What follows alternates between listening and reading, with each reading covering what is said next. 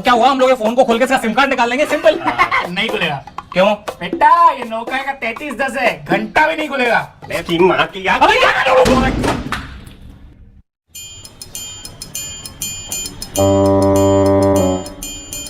तोते यार ये क्या किया तोते यार?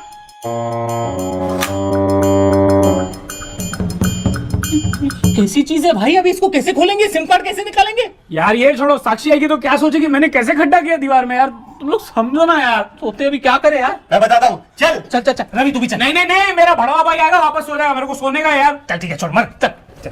मैं तेरे को सिम कार्ड वापस देके जाऊंगा। अरे याद से देके जाना, उसमें 30 रुपए है मेरे, और फोन भी देके जाना, सालों सेल्फ डिफेंस के काम आता है।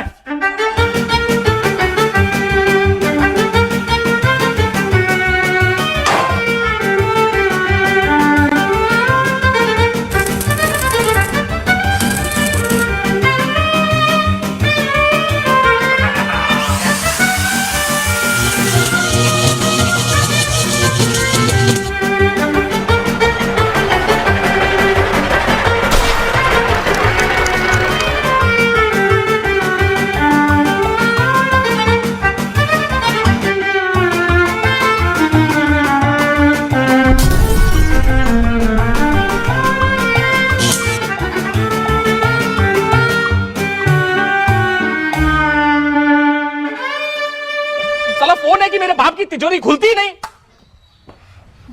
चुप कर, चुप। अरे चाय किधर है यार?